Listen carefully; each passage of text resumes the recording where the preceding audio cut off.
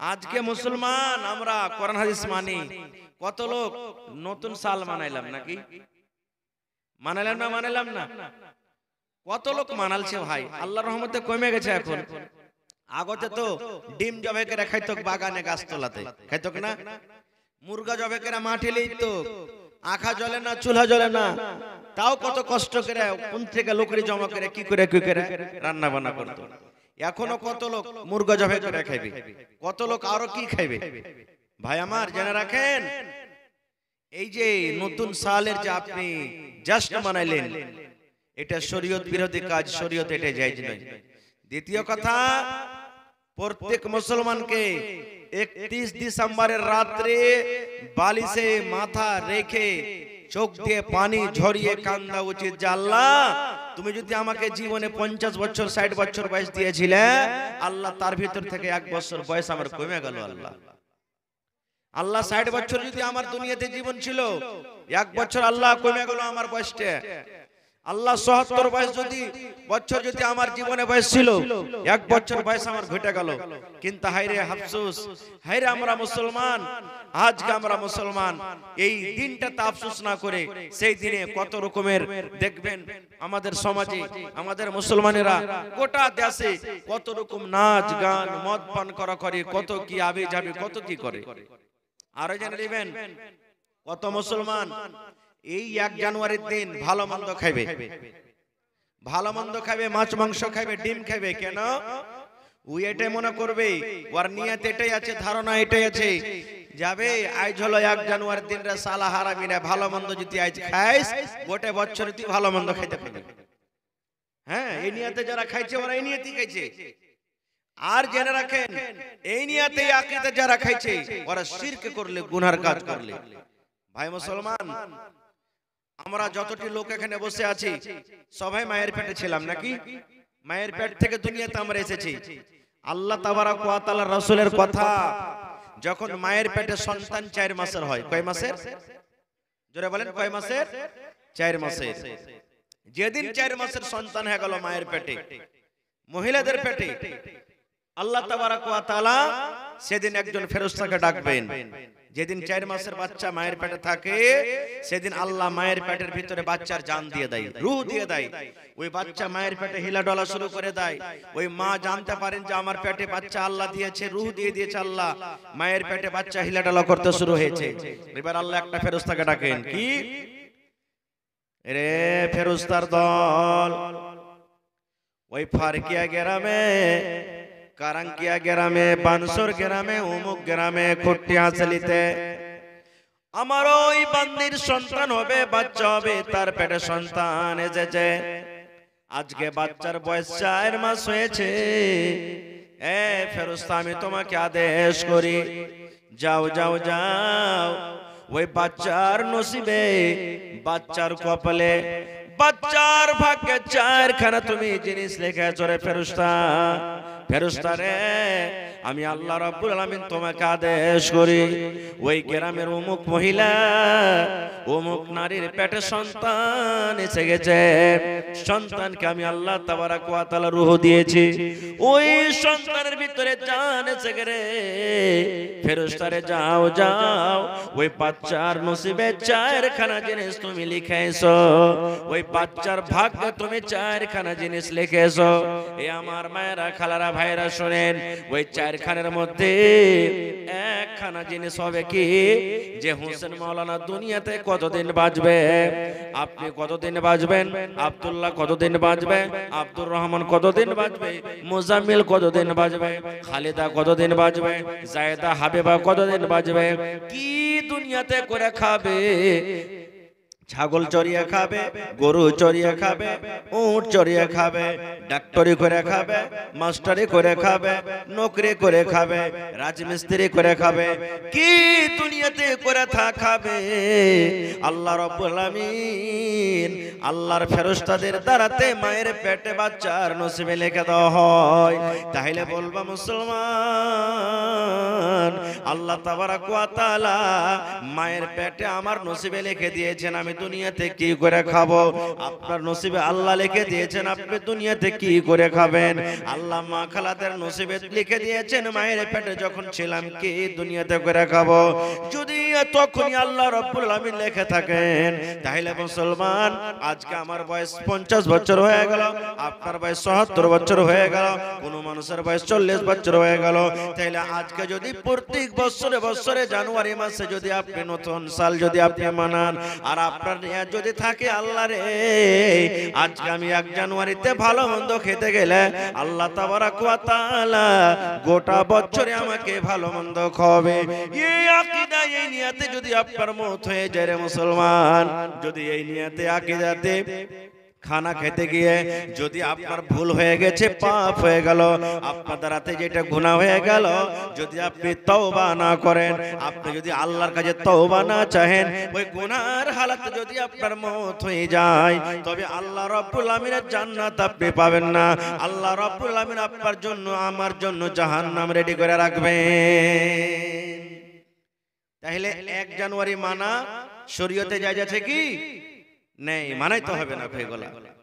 আজকে আফসোসের কথা, আজকে যতটি লোক আমরা বসে আছি যদি বলি ভাই আজকে আরবি মাসের কত মাস তারিখ চলছে বলেন তো, আরবির কোন মাস চলছে আমরা বলতে পারবো না। যে মাসটা আল্লাহ দিয়েছে, আরবির মাস আল্লাহ দিয়েছেন, এটা আল্লাহর রাখা নাম, আজকে সেটা আমরা বলতে পারবো না। আজকে যদি বলি ভাই আরবি মাসের আরবি সালের প্রথম মাস কি থেকে শুরু হয়, যেমন জানুয়ারি মাস প্রথম সাল শুরু হয়, প্রথম মাস শুরু হয়, আরবিতে কোন মাসটা শুরু হয় আমরা বলতে পারবো না।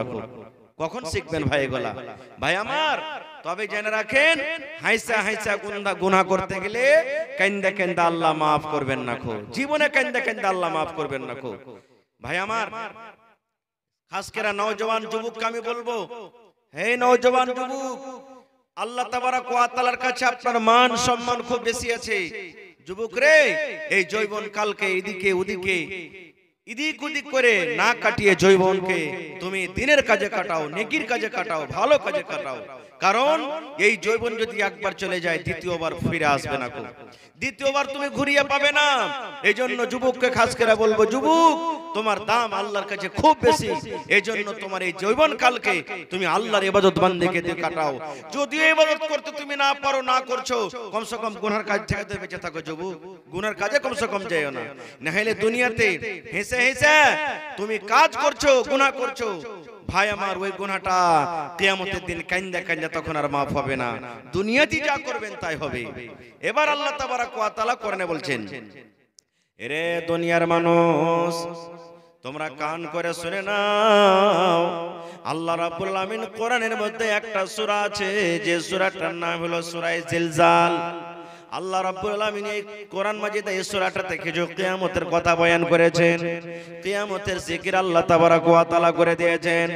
সেই কোরআনে আল্লাহ তাবারাক ওয়া তাআলা একটা আয়াতে বলছেন, দুনিয়ার মানুষ রে ইয়াউমাইদি ইয়াসদুরুন নাসু আশতাতা।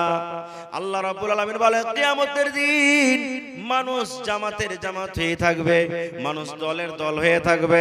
কেমন কথা যে মাওলানা, এদিকে হাফেজের দল থাকবে, এদিকে মাওলানার দল থাকবে, এদিকে হাজিরকে দল থাকবে, এদিকে নমাজিরকে দল থাকবে, এদিকে বেনমাজিরকে দল থাকবে, এদিকে নেককার মানুষের দল থাকবে, এদিকে গুনাহগার মানুষের দল থাকবে, এদিকে ইহুদির নাসারার দল থাকবে, এদিকে ইহুদির দল থাকবে।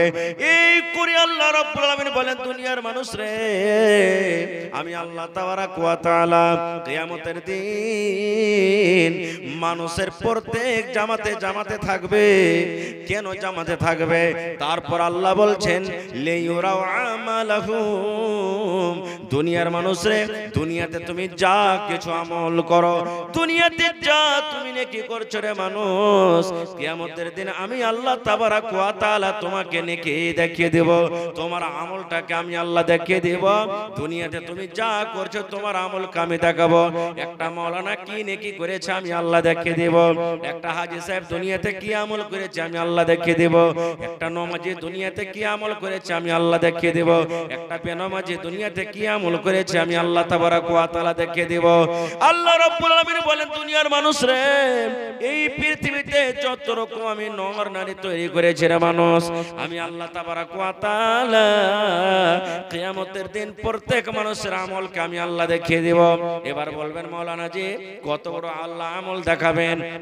আল্লাহ সেটা বলে দিয়েছেন, ফামাইয়ামাল মিসকালা যাররাতিন খায়রান ইয়ারা ওয়া মাইয়ামাল মিসকালা যাররাতিন শাররান ইয়ারা।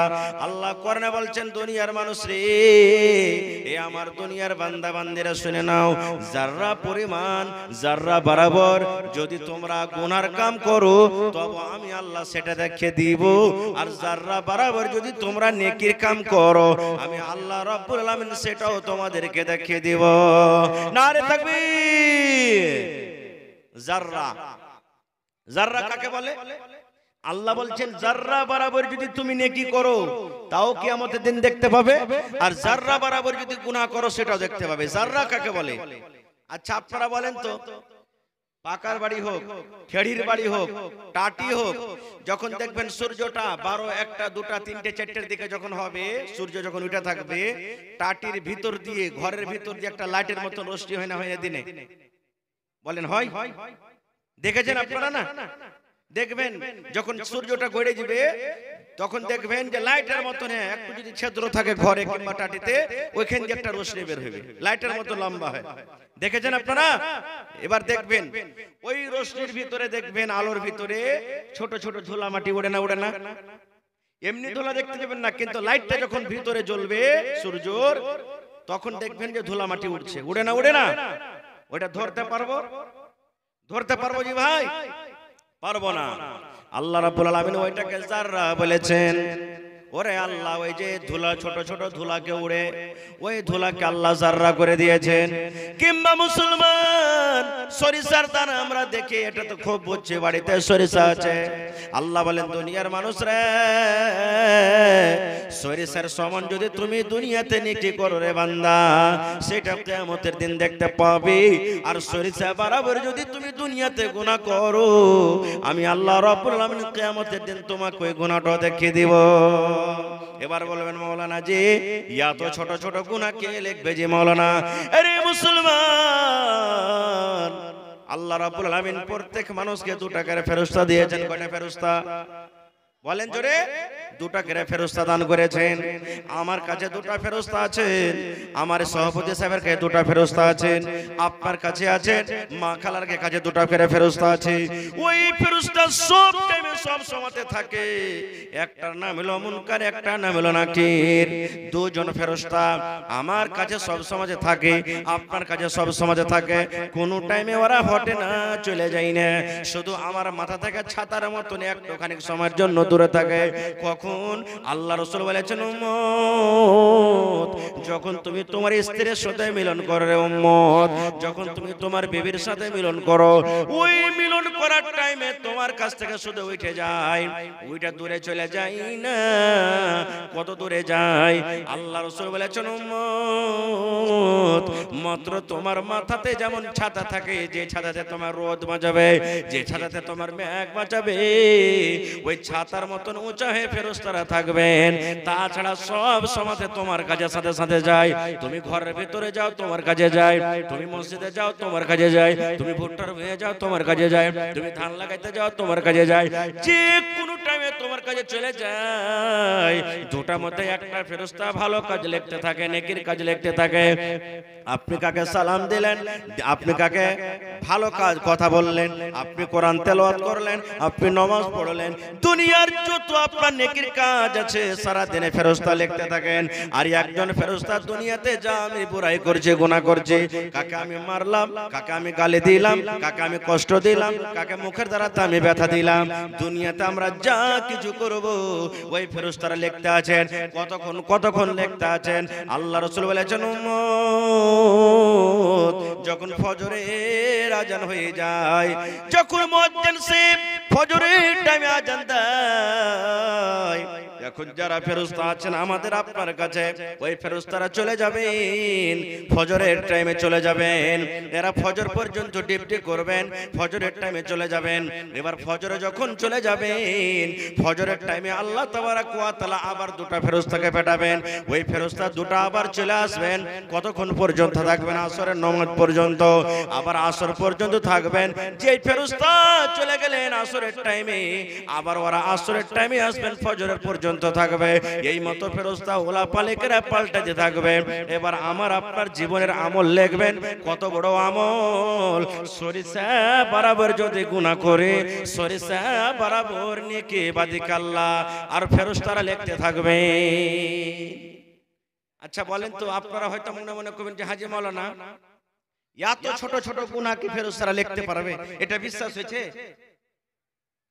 বলেন বিশ্বাস হয়েছে? বিশ্বাস করতে হবে। এই বিশ্বাস করার কারণে আল্লাহ তাবারক ওয়া তাআলা বিশ্বাস করবে, মানুষ করতে হবে।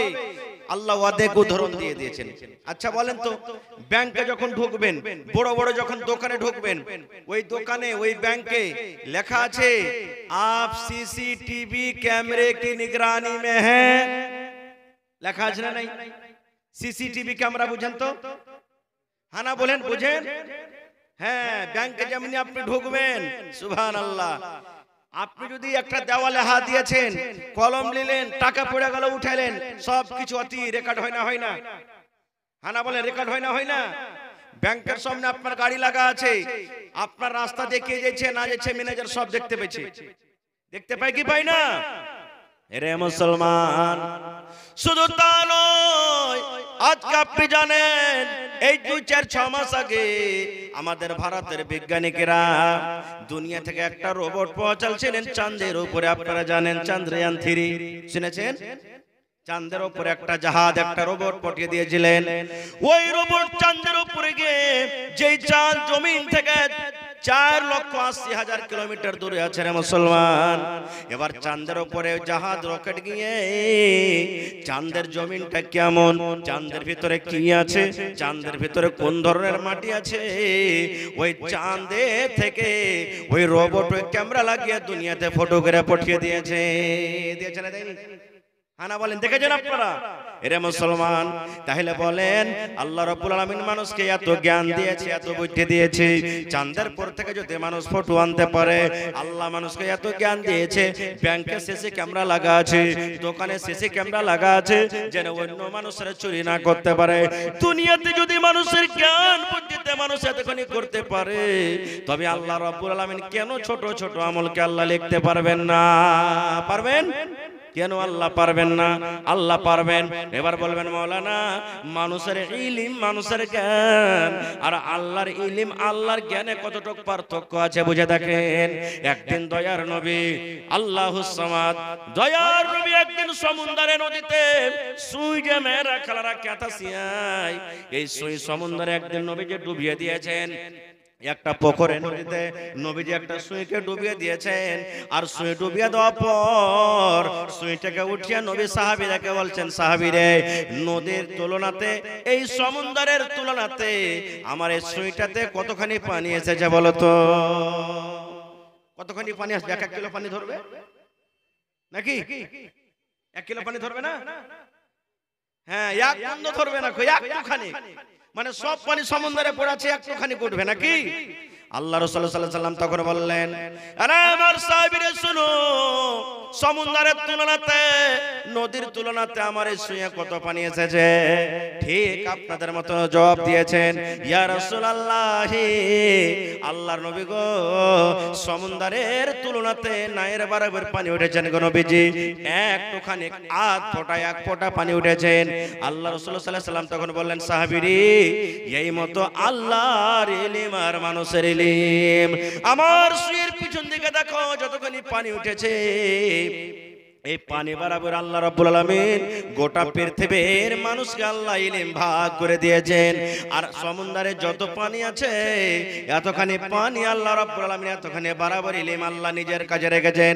এবার বলেন মুসলমান, এক ফোঁটা পানির বরাবর ইলম আমি শিখেছি, আমার সভাপতি সাহেব শিখেছেন, আপনি শিখেছেন, দুনিয়ার সমস্ত মানুষ শিখেছেন।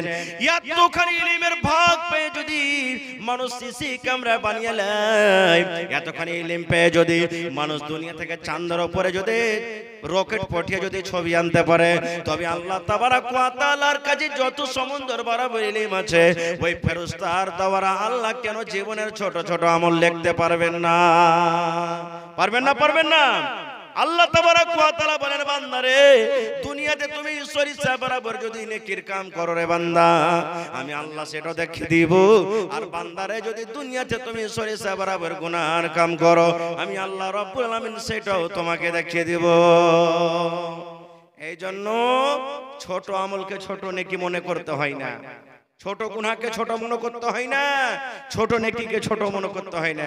তাই কবি বলছেন, কিতনি ছোটি হো নেকি উসে হলকি না জান, কিতনি ছোটি হো নেকি উসে হলকি না জান, রব की बख्शिश के लिए कोई बहाना चाहिए।